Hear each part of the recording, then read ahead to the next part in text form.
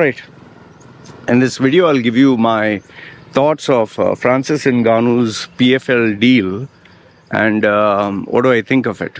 Now, see, the reason why I'm interested in it is because I'm a big MMA fan. I love watching MMA fights. And especially I think I love to see how fighters, what they were before, what do they achieve, and what happens to them later on. That's why even today I watch... oh, hi doggies. How are you? Very friendly dogs. Oh. Nice. I didn't expect this. Oh, yeah. These are puppies. So they're searching for... Yeah. Nice doggies. Okay, go there. Stop chasing me. Now they are following me. Look at this. Nice two doggies. They seem to be very friendly.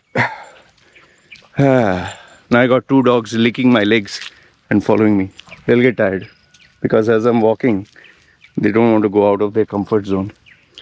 Okay, so we were talking about Francis Ngannou. And okay, so now I'm into personal branding. I evaluate, study brands, lessons learned from it, and given that my passion, I love watching UFC, I love watching fighting, I love personal branding, I love the analysis side of things. I thought maybe I'll offer you my input. You can let me know if you agree or disagree with me on what I have to say.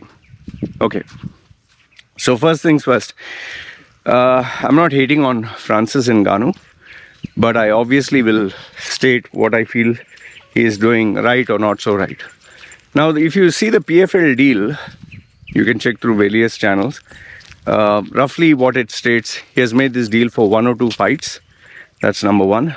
The second thing is he'll get his own sponsorship. He doesn't have to split anything. He's free to use his own sponsors. He will get a 7-figure guaranteed purse, okay, per fight. He will also, surprisingly, he has fought for a guaranteed purse for, his opponent, which I found was rather crazy. Why should you be bothered? Then he also asked for an equity stake in the company. So they're forming something in Africa where he is going to be a chairman or something. He's also being paid as a brand ambassador, which was another surprising thing. I was like, okay. So overall, a lot of good benefits. Okay. But now I'll tell you where I see problems. Okay. Because, everything looks fantastic, right? You're looking at people praising him. Oh, Francis Ngannou has done this. And okay. Where I see problems, number one is, Francis Ngannou doesn't have the charisma. And what do I mean by charisma? Like, for example, have a look at Conor McGregor. He has charisma. He knows how to speak on the mic. He knows how to sell a fight. He knows how to draw an audience. In fact, just imagine, I'm not Irish, but when I heard him speak on the mic, we are not here to we are not here to take part. We are here to take over. What incredible mic skills, man. And we Irish have this Irish fighting spirit, and all of a sudden everyone believed that there was an Irish fighting spirit. He rallied an entire nation. He inspired and motivated so many people, so incredible. Conor McGregor still to this date has the charisma where whichever fight he takes part in, millions of viewers, in fact, check the pay-per-view points. I think the top 5 all have Conor McGregor in them. Okay, so he is a charismatic ticket-selling magnet. But Francis Ngannou doesn't have any mic skills. Listen to his interview, listen to him talk. Oh, I would like to thank the people of Nigeria or Cameroon or whatever. He'll just say something, just trying to have a little bit of mimicry there. He has very poor mic skills. He doesn't know how to sell a fight. I mean, if you actually look at it, the fights that he was doing in the UFC, it's UFC's marketing machine that sold the fights. It was Dana White. It was not him. Then, and even though UFC kept trying to sell the fights, I mean, he didn't break any box office numbers. He didn't sell millions of eyeballs. Or, in fact, even if you check the UFC embedded behind the scenes and all that, nothing. He's just talking, and they tried to make a drama out of him and Cyril Gane. It didn't sell so great. The only thing which he has is, okay, when he gets in the ring, he hits you once, you get knocked the fuck out. Okay? And people know it's going to be good night for the guy who fights him. But now, is that enough? That's the question. Like when you see a fighter, he's very quiet, he doesn't say anything much. He just goes, knocks the guy out, and goes home. Is that what you're trying to look at? See, always keep in mind that these fighting organizations are searching for fighters, but these fighters are entertainers. You have to entertain a crowd. If you cannot entertain a crowd, nobody will pay money to see you fight. Okay? There should be some drama, there should be some controversy, which is why Conor McGregor, though being an MMA fighter, the world was willing to pay money to see him fight Floyd Mayweather. I mean, he managed to convince the world, Conor McGregor managed to convince the world that he could stand toe-to-toe with the greatest boxer in the world. I mean, he developed a storyline, he created an aura, a mystery, he sold a story, a concept. And I'll tell you, both Floyd Mayweather and Conor McGregor, they were great at their mic skills, but Conor McGregor was a marketing machine, man. He even convinced UFC, he convinced Dana White, the man who is impossible to convince, that this was a fight worth making. And for someone like Dana White, who has always said MMA and boxing is never going to happen under his watch, an MMA fighter fighting boxing, he was busy promoting Conor McGregor. He was busy promoting this fight. That much of charisma, that much of pay-per-view points, that much of ability to sell, the entertainment, the WWE kind of gimmick. Conor McGregor knew how to do it, yeah. Which is why even today, even after all the nonsense McGregor is doing, drinking and not training and wasting his life and blowing money like no one else's business, people still want to pay to see him fight, even though he has not won a single fight in ages, man.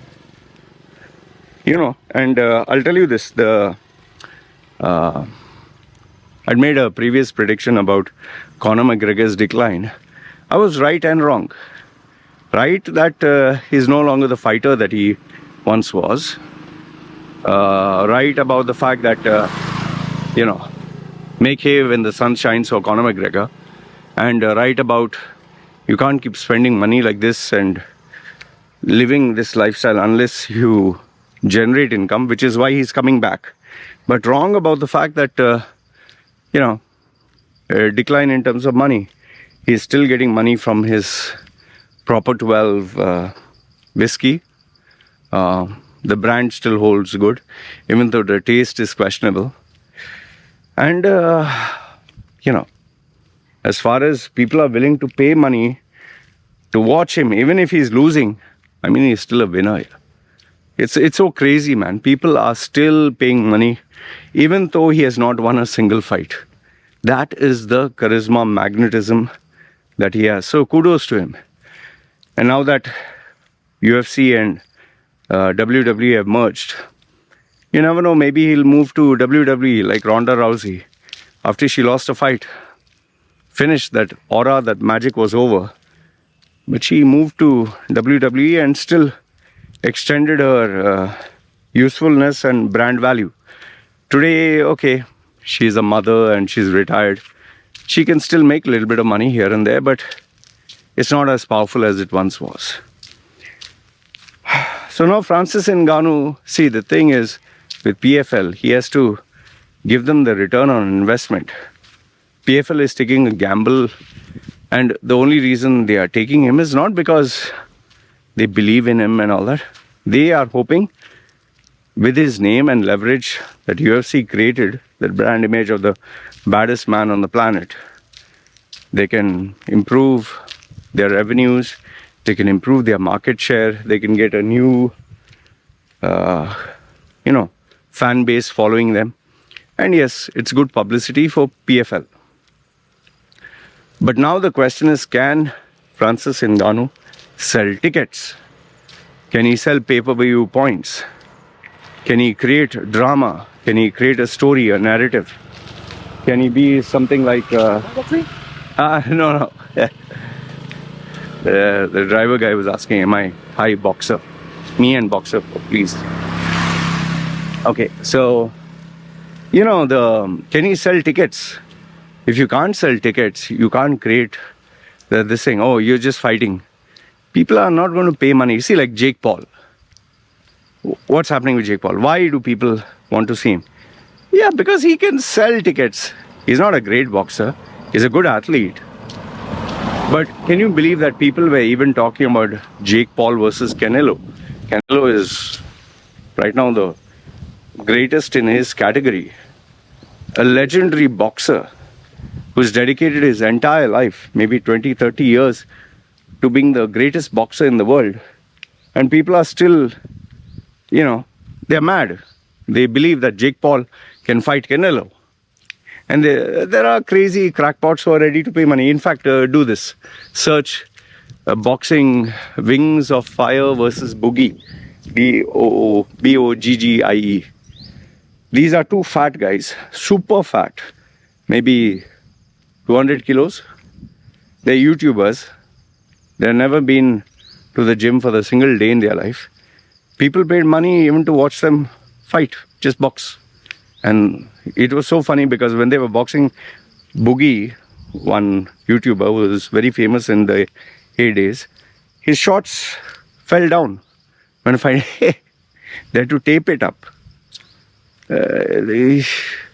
People want entertainment, man. They like, why do you think people still see WWE? So overall, if I were to summarize for Francis Ngannou, one is, can he sell tickets? That's the first question the world wants to see. And PFL also hopes that he can. Number one, can he sell tickets? Number two is, can he generate revenue for the organization he's working for? Number three is, can he bring new fans? Can he bring new followers? Can he enhance a brand? As of now, he is able to enhance a brand. Okay. But the areas where he lacks, mic skills, selling a fight, creating a narrative, making drama, no. Can he fight? Oh, 100% he can fight. Yes, well, not only 100%, 1000%. And I wonder which guy would want to be his opponent. Obviously, now the benefit is you get paid 1 or 2 million guaranteed purse, whatever, if you decide to fight him. And yes, you'll get knocked the fuck out, which is 99% going to happen. So people who are like, shit man, I don't mind getting knocked out for 1 million or 2 million.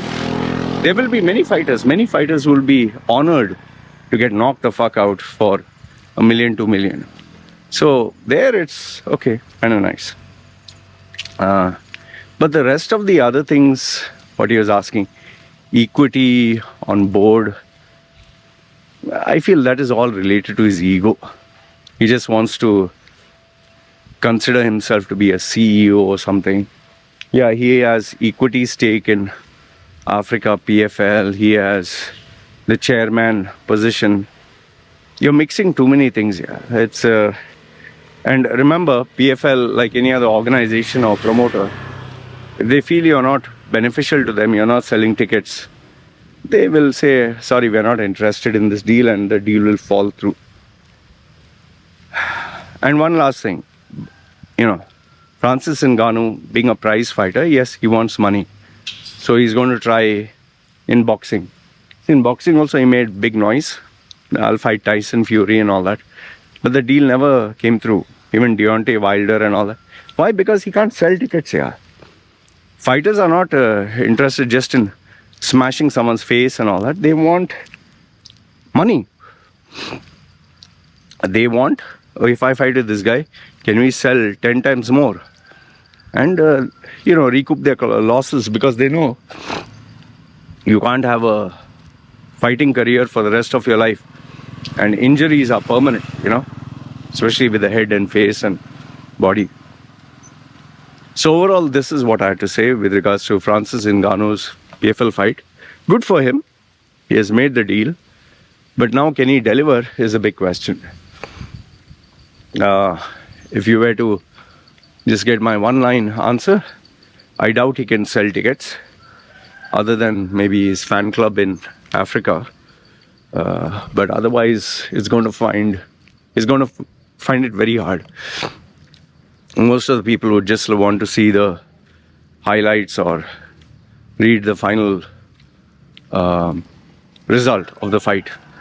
Nobody's going to because there's nothing so great when he fights. He just knocks the guy out. Anyway, this is what I had to say. Let me know your thoughts.